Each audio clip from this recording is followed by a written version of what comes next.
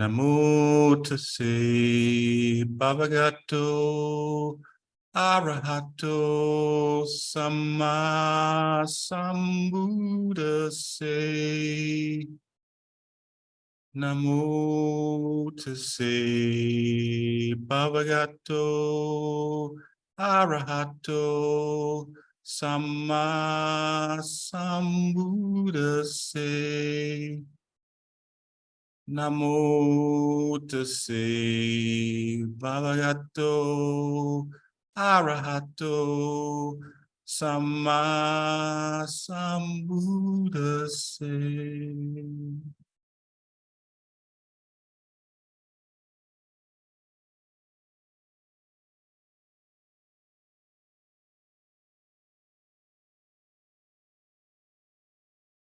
So just like yesterday, we're going to start with the breath, in breath and out breath. Just try to focus on the in breath and out breath, but more on the out breath, because that's what you're going to use to count. So every time you have an out breath, that's one. In breath, and then out breath, that's two. And just keep going that way. Keep sort of counting a mental count and see if you can get to 50 out breaths without an interruption. If there is interruption, don't worry, just to go back to the beginning and start again, but make a mental note of what it was that interrupted you, because that may be useful later on in the meditation. So let's try that. Just in breath, out breath, in breath, out breath, in breath, out breath,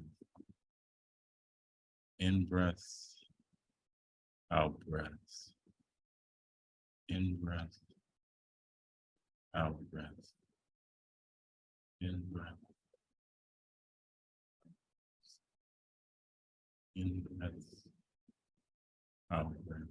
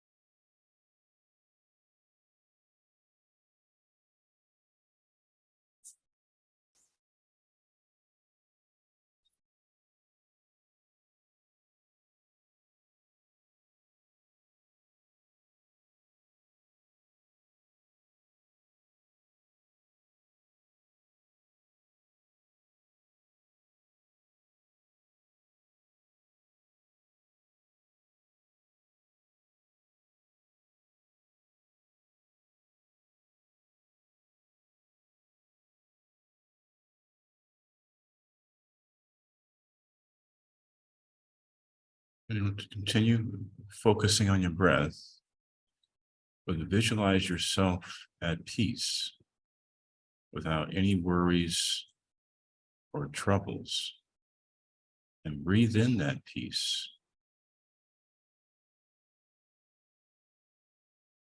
On the out breath, visualize all the thoughts that disturbed you in your count to 50 out breaths, and breathe out those disturbances.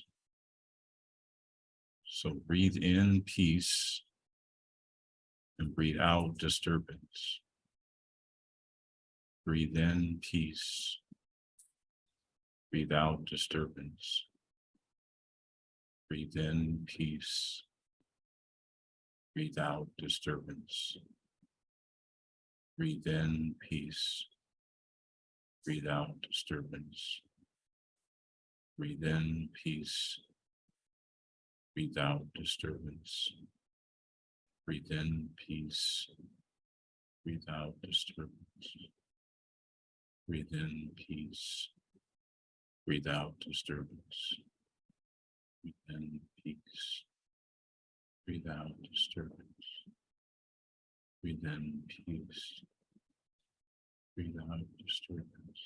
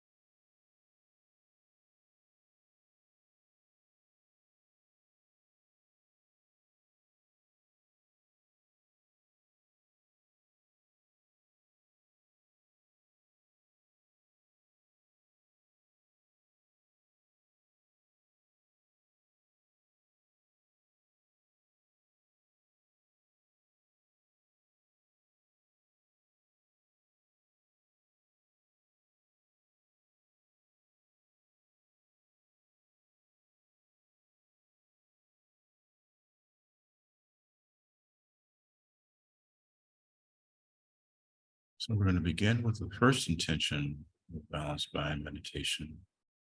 And we'll continue to focus on our breath while visualizing a neutral person in your mind.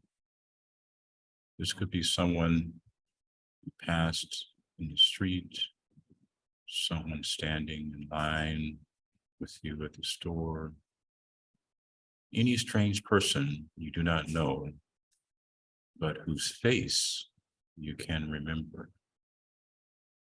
Visualize the face of that person in your mind.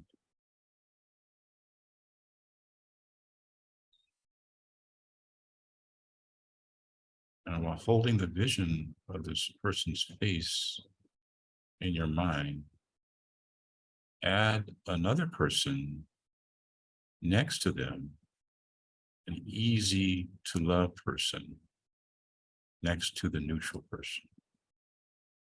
This could be a face of a dear friend, family member, someone that's close to you.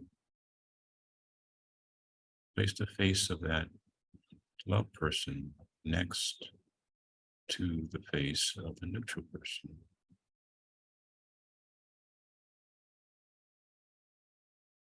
As you hold those two faces together, recite the first intention of the meditation. May I accept all beings in an equal light.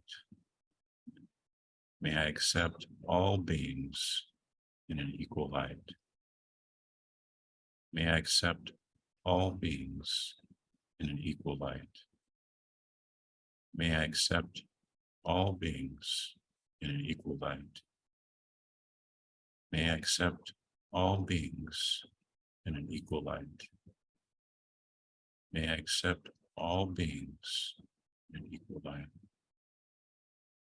May I accept all beings in an equal light. May I accept all beings in an equal light.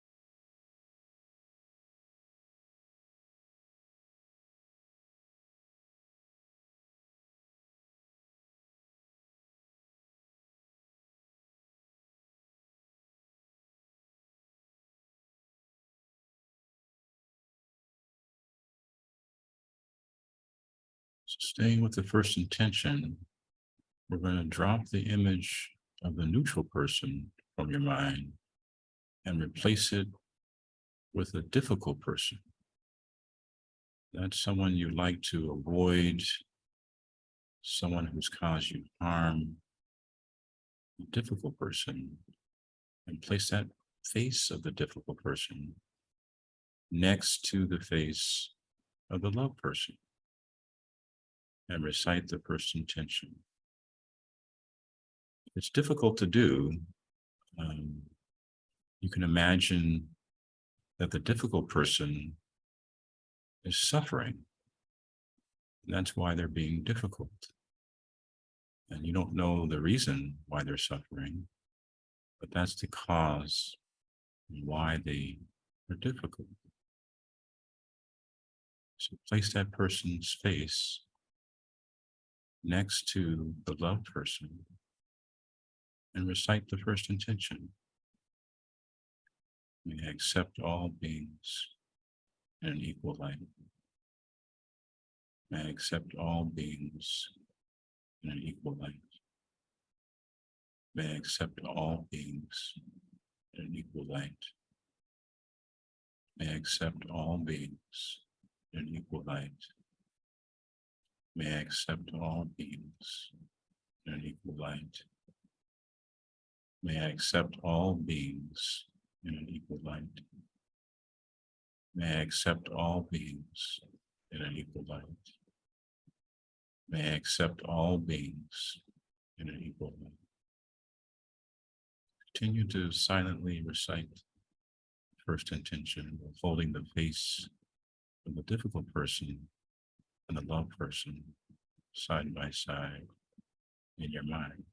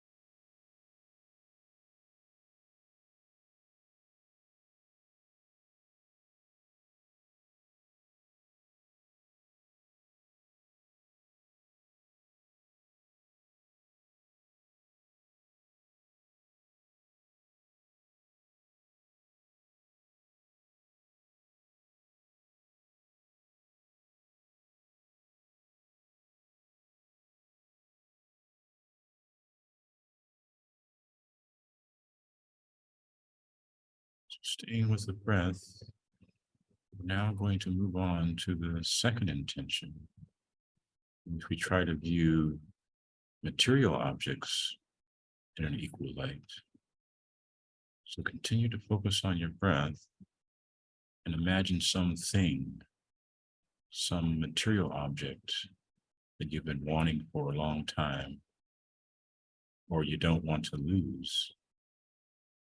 It could be a car, house, jewelry, clothing, any material object that you think about often. So place the image of this material object next to something that you already have. It could be something similar, but older. And place that image next to the new item, the item that you've been wanting, and recite the third intention. May I accept all things in an equal light. May I accept all things in an equal light. May I accept all things in an equal light. May I accept all things in an equal light. May I accept all things in an equal light.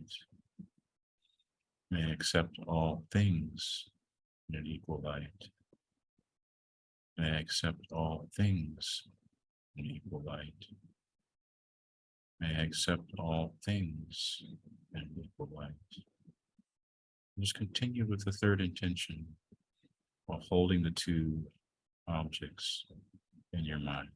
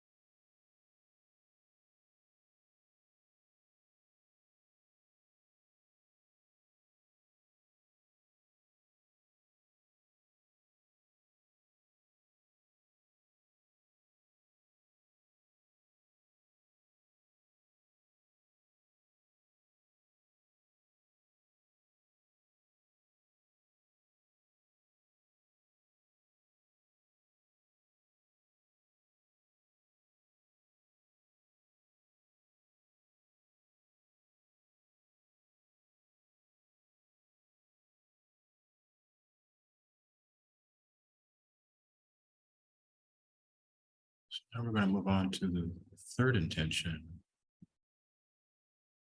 in which we try to let go of all things that disturb us, that have become part of our identity, who we think we are.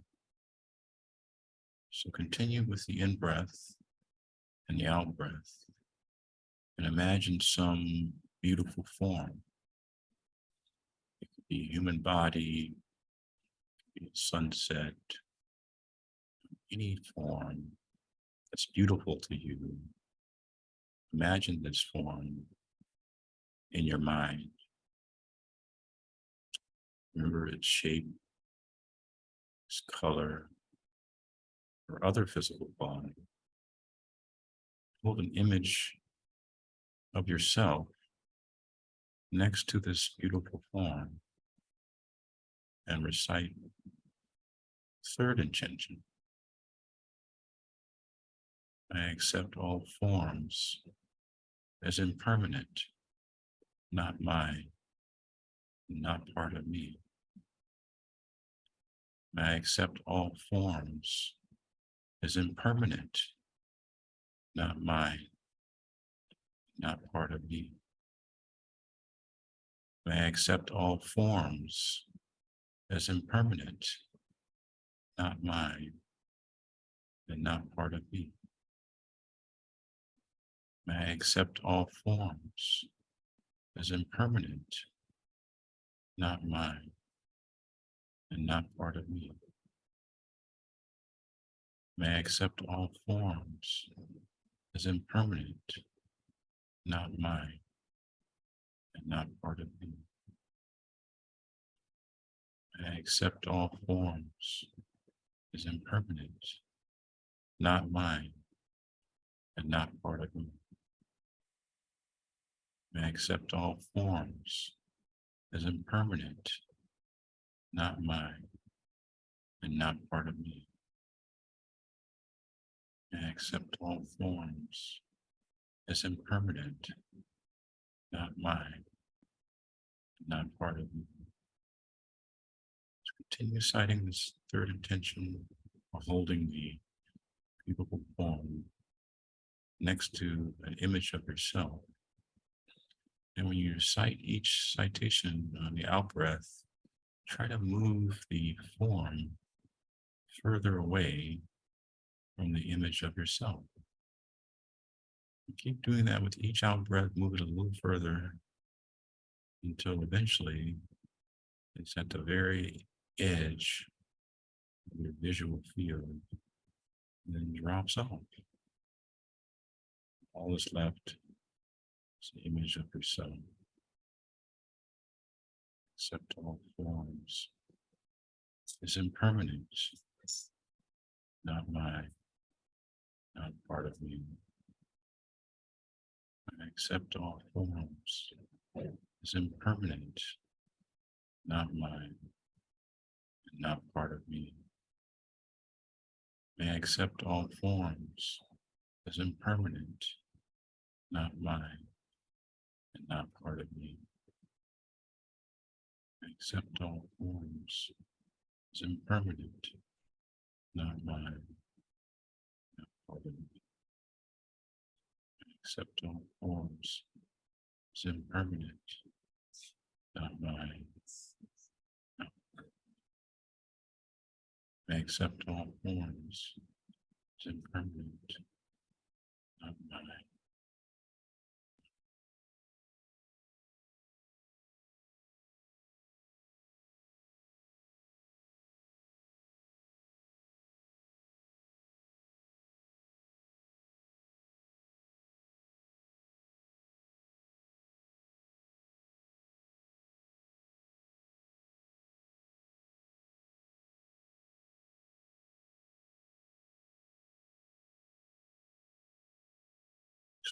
With the third intention, we're now going to add the feeling tone of the beautiful form that you just let go of. Feeling could be pleasant, unpleasant, or neutral. Usually if it's something that's beautiful, it's a pleasant feeling that arises with the form. So we're going to remember this feeling, this pleasant feeling, and recite the third intention.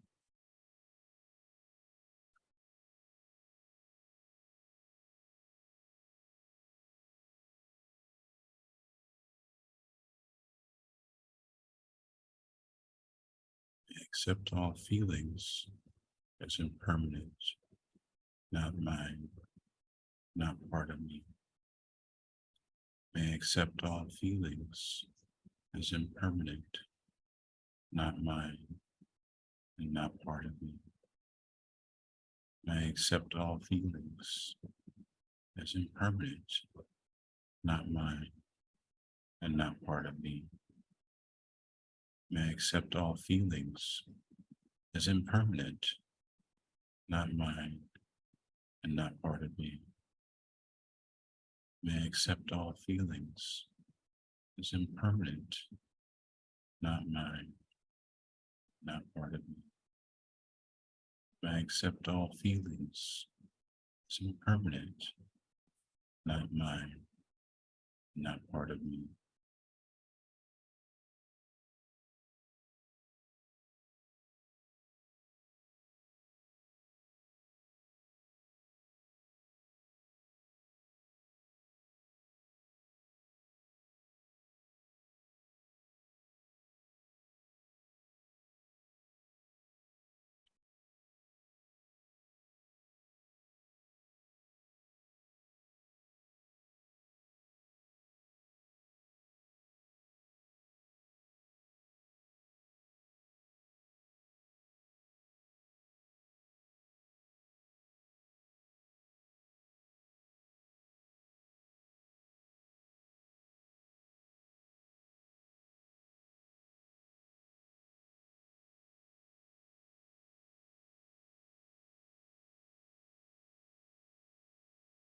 Staying with the third intention, you're now going to imagine yourself and then the words fixed perception next to the image of yourself.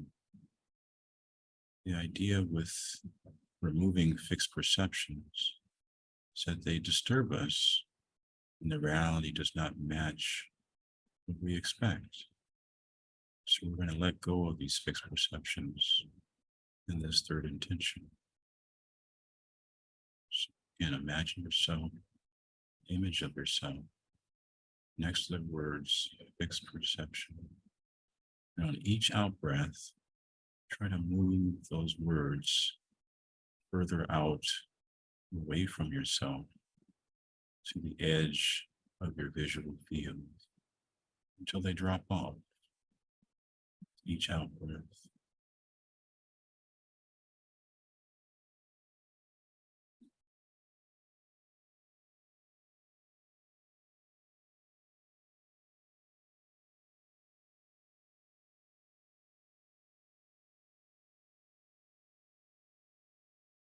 I accept all fixed perceptions as impermanent, not mine, not part of me. I accept all fixed perceptions as impermanent, not mine, not part of me. May I accept all fixed perceptions as impermanent, not mine, not part of me. May I accept all fixed perceptions as impermanent, not mine, and not part of me. May I accept all fixed perceptions as impermanent, not mine, and not part of me. May I accept all fixed perceptions as impermanent, not mine, not part of me. I accept all fixed perceptions as impermanent, not mine, not part of me.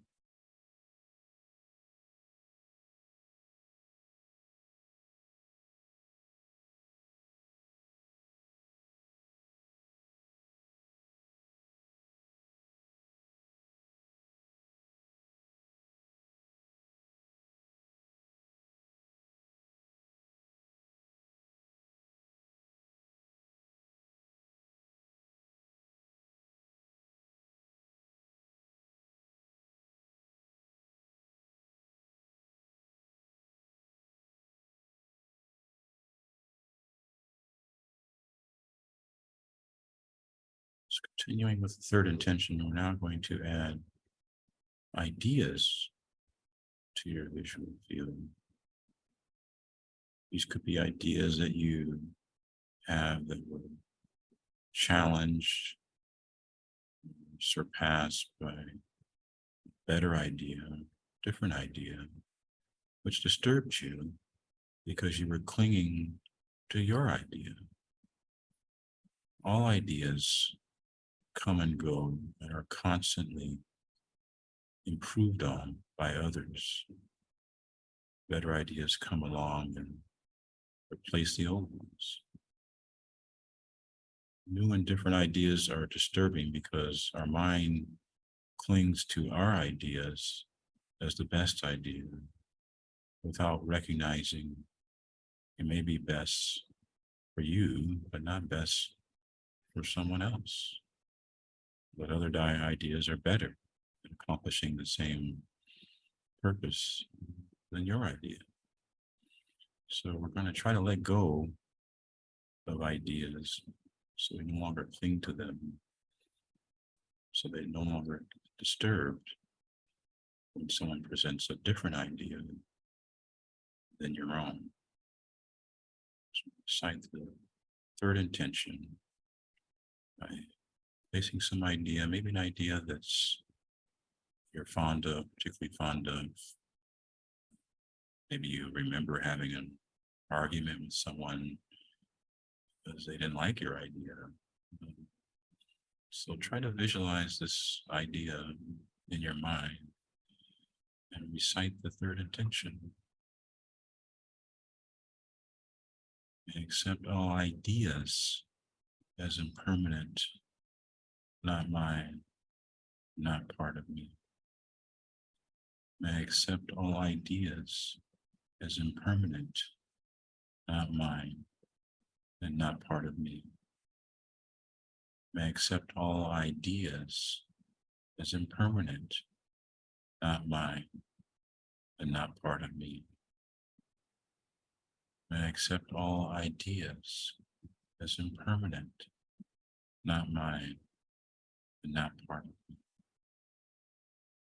May I accept all ideas as impermanent, not mine, not part of me.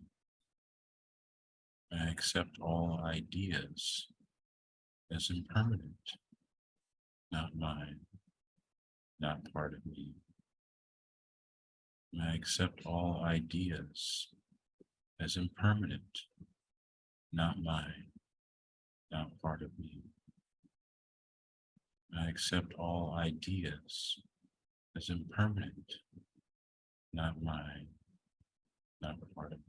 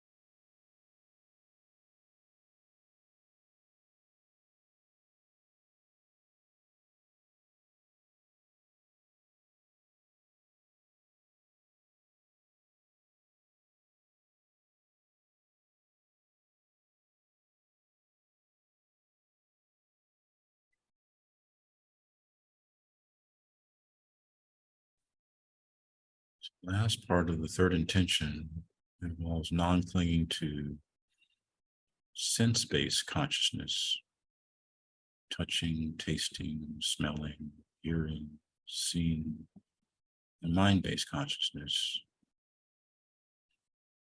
These 6 kinds of consciousness also entail some feeling tone, which is either pleasant, unpleasant, or neutral.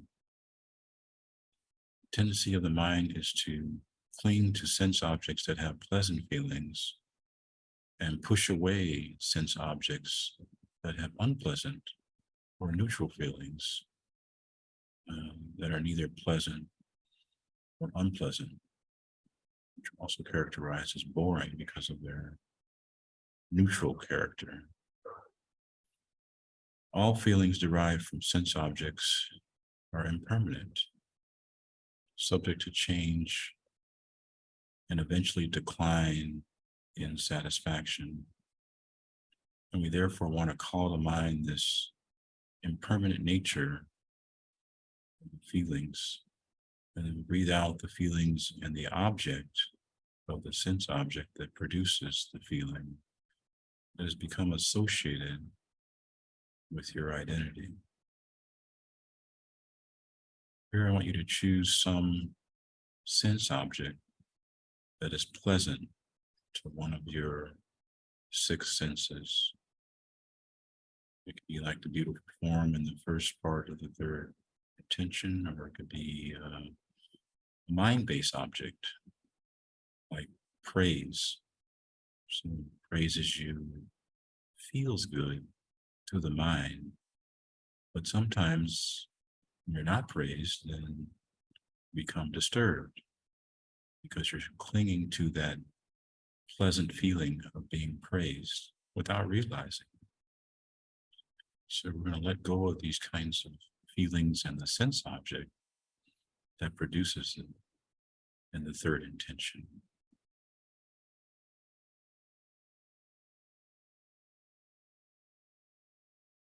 So in this example, I'm going to use praise since it's a mind-based sense object. You can use whatever you want. Any object of the senses. It could be chocolate cake, tastes good, produces a pleasant feeling. Any of the five or six senses object would be suitable.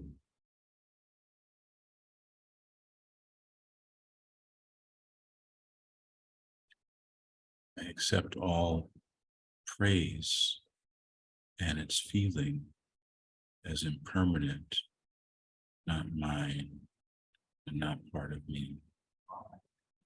May I accept all praise and its feeling as impermanent, not mine, not part of me. May I accept all praise and its feeling as impermanent, not mine, not part of me. May I accept all praise and its feeling as impermanent, not mine, not part of me. May I accept all praise and its feeling as impermanent, not mine, not part of me. May I accept all praise and its feeling as impermanent, not mine, not part of me. May I accept all praise and its feeling as impermanent, not mine, not part of me. May I accept all praise and its feeling as impermanent, not mine, not part of me. May I accept all praise and its feeling as impermanent, not mine, not part of me.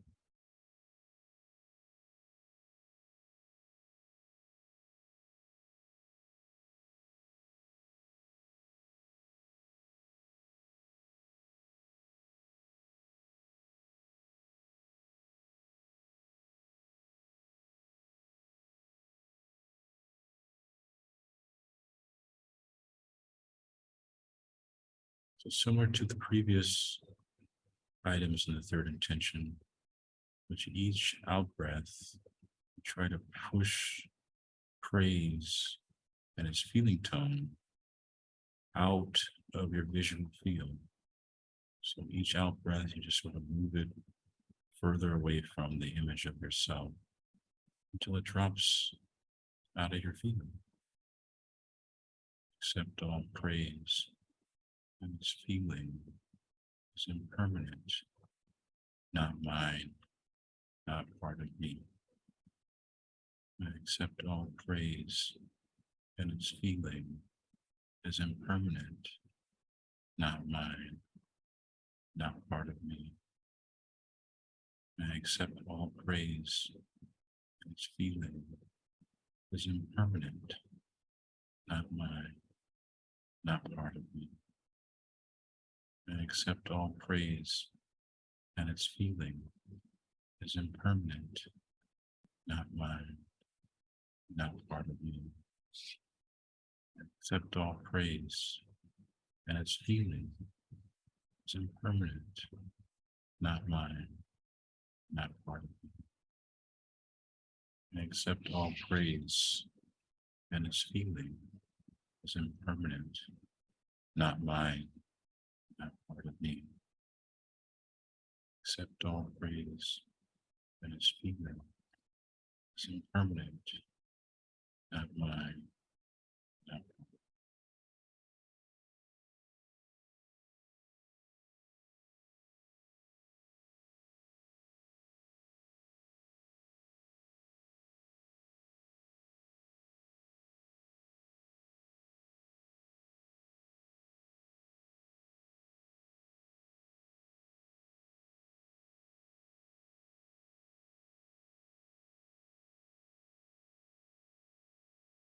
Last intention is just a summary intention in which we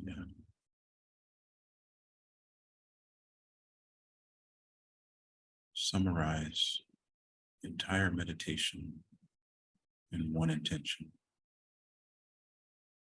May I no longer cling to anything arising from the five senses and the mind, as clinging is the source of all suffering. May I no longer cling to anything arising from the five senses and the mind, as clinging is the source of all suffering. May I no longer cling to anything arising from the five senses and the mind, as clinging is the source of all suffering. May I no longer cling to anything arising from the five senses and the mind, as clinging is the source of all suffering. May I no longer cling to anything arising from the five senses and the mind, as clinging is the source of all suffering. May I no longer cling to anything arising from the five senses and the mind, as clinging is the source of all suffering. May I no longer cling to anything arising from the five senses and the mind, as clinging is the source of all suffering.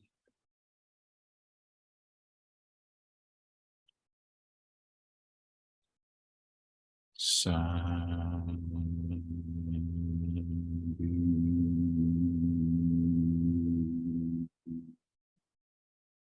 Sadhu.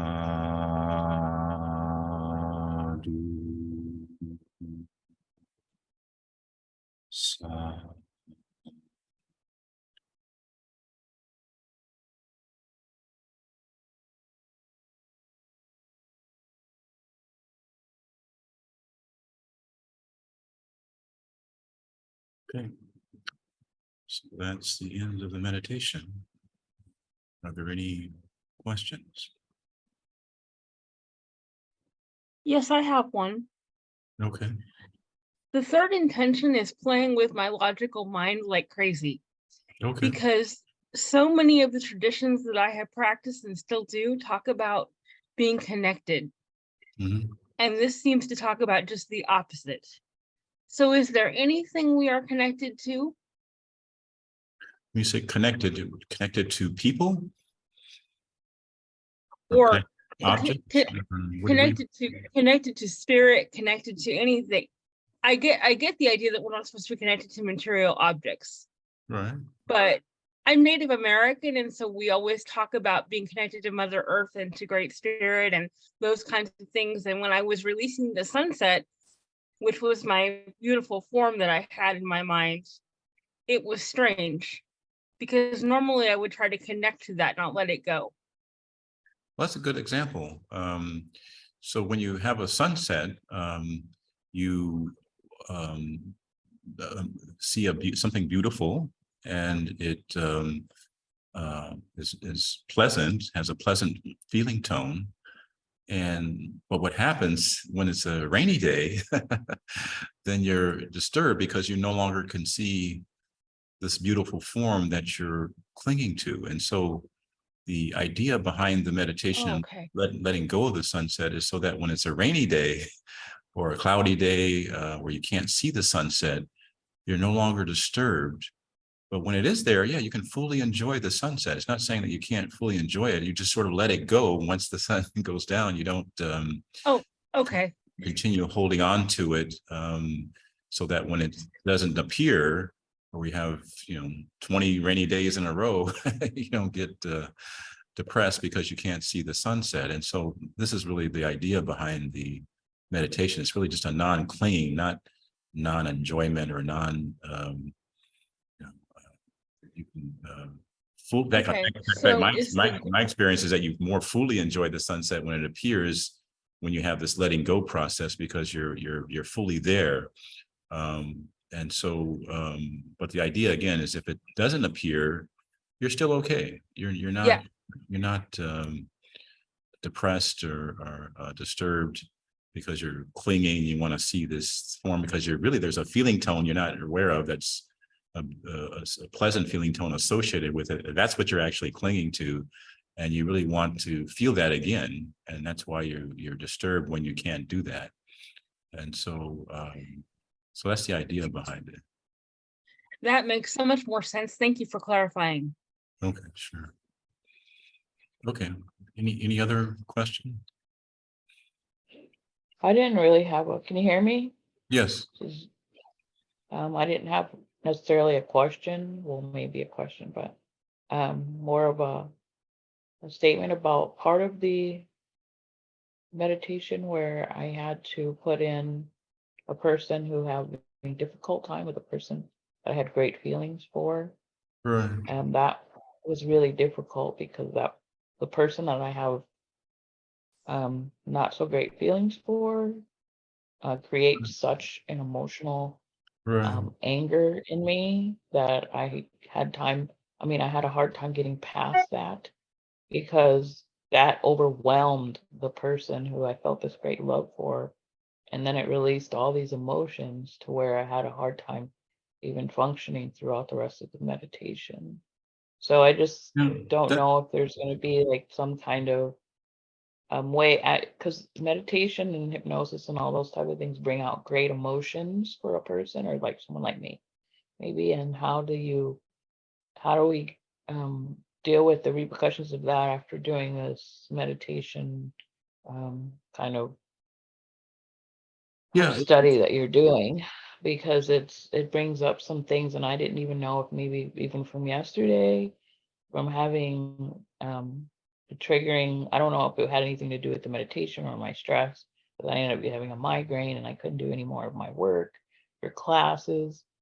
And it kind of just set me off. And then today I did this one, and then it brings up the emotions of this person that I'm extremely angry with and can't seem to move past that. Yeah, well, So to give you some personal context, that's how I started.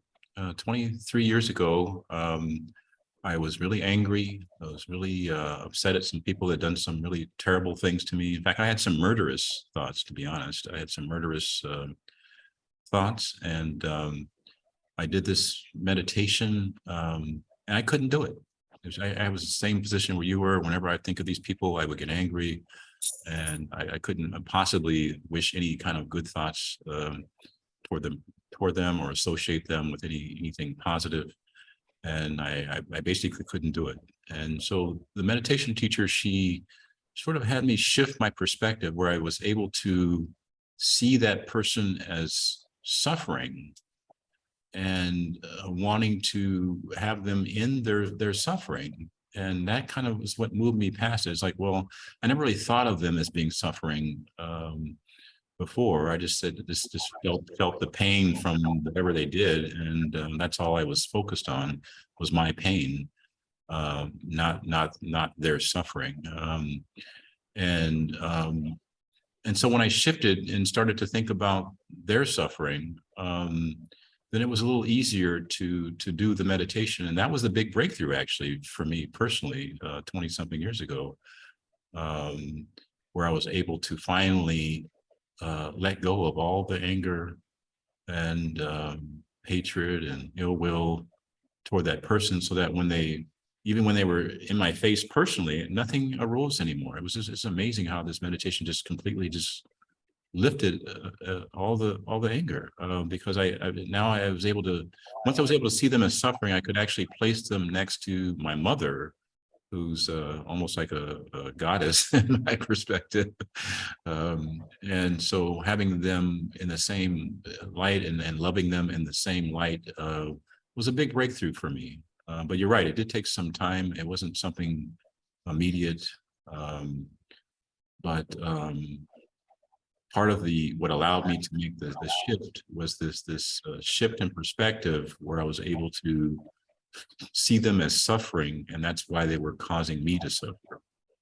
And so I don't know if that applies to you, but that's something that worked for me. Okay, I don't know, because this person uses their suffering to manipulate me as a part of one of their tactics. Mhm. And I have a hard, I can't, it's just a whole cycle. I can't really get away from it right now. And they're, it's just a very manipulative kind of abusive situation. Right. Put it simply, it's just, Well, you don't have to so I necessarily. have so much rage, and I mean, it's literally, I feel like it's making me sick, not necessarily the meditations. I'm just more like releasing that anger, and maybe I just have to work through it somehow, and I don't know, Yeah, you seek could, some therapy. in the meantime, at I least don't know.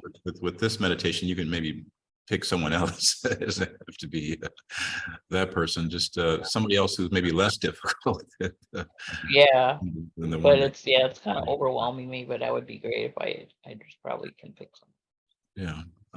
But in the future, in terms of your own work, working through it over time, and being patient with yourself, and focusing, at least in the meditation, on their suffering, sometimes gets you past it. It doesn't mean you have to be friends with them or keep them in your life or anything like that. But at least it releases your anger, your suffering. And that's really what this is about, is trying to get past your own hatred and your own anger by unconditionally loving that person, even though they've caused you harm, and they've are causing these emotions, negative emotions, to arise. And that's the whole point. You're trying to work on that so that they no longer do that. And love is a really powerful tool. And when you're able to use it in that way, it's just like forgiveness. It does release the anger. So would you say that when you, In my experience, huh? I can just talk about my So own. would you say, yeah, I was thinking, so if you're talking about you seeing them as suffering, is Yeah. that your way of saying, So in this case, oh it boy, was a slightly different meditation. I was trying to wish for the end of their suffering, and so um, and um, and so I was able to do that part eventually, but at the beginning, it was like, why are these people dead? So exactly. I wasn't able to do it. I really wasn't able to do it. So So how long did it take you? it took several months, to be honest. It wasn't an immediate kind of thing. So maybe 6 months or more Wow. of constant sort of work. I don't think you're going to be doing this study for 6 months. No, I almost gave up. I mean, I went to the teacher and said, "Look, I just can't do it."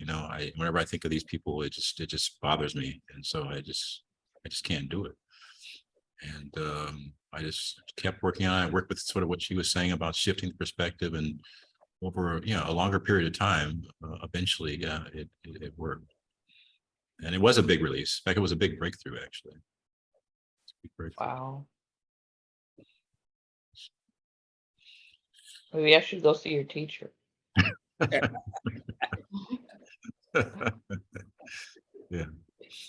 So that's what she taught me. That's what she was saying, that shifting the perspective, because we're always thinking about the pain that we feel, and what they're doing to us, or what they did to us. And so having this sort of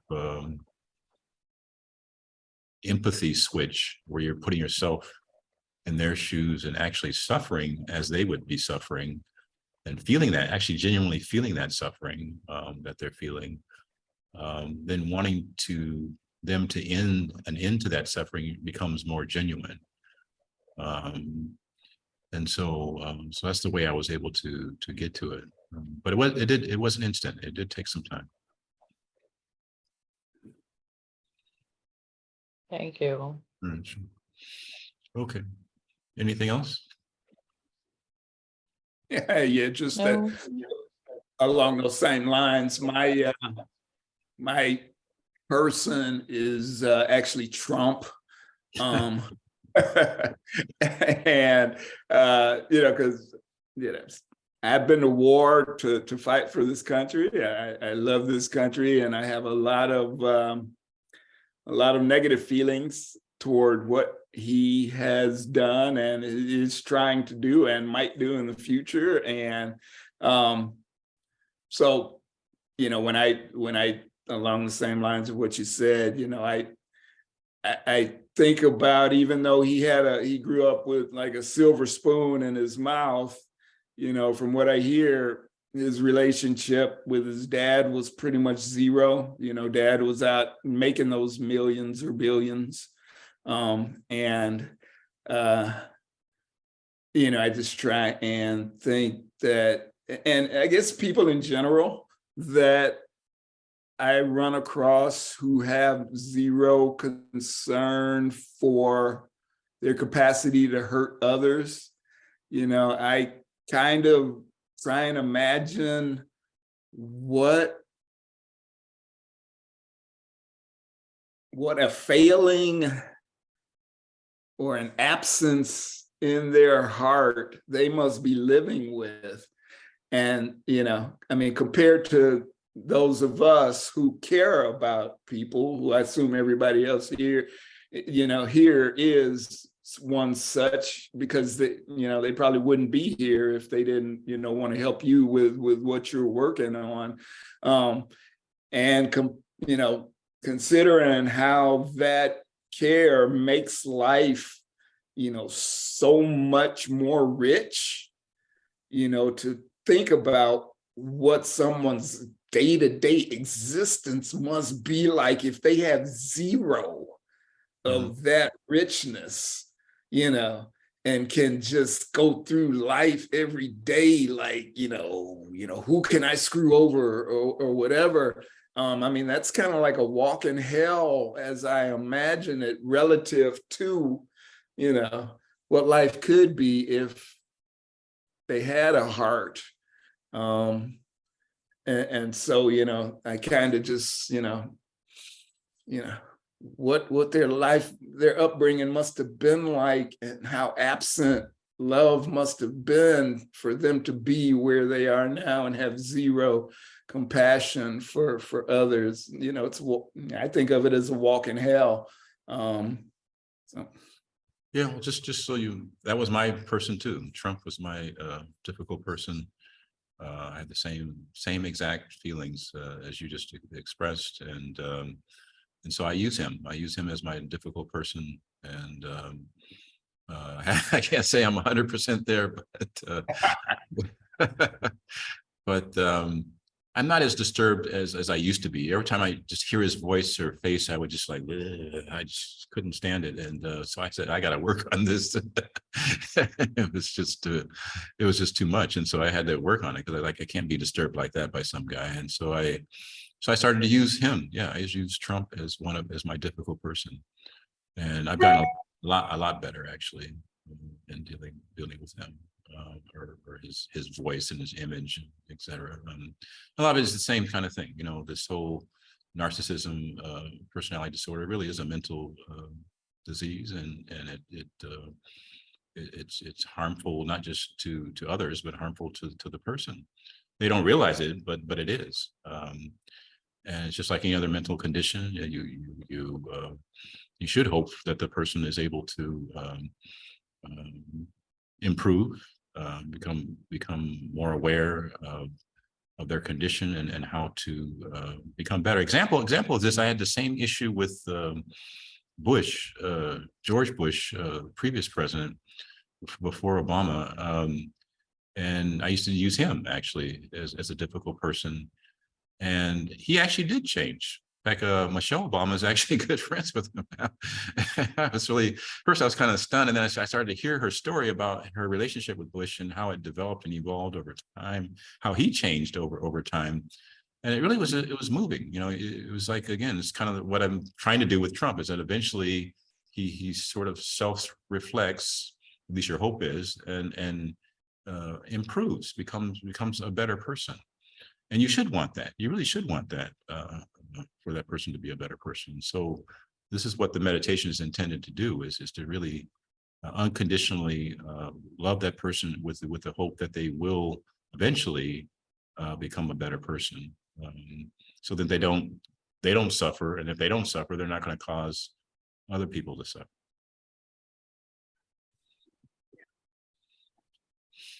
All right. So any other questions? All right. So that's the end. So.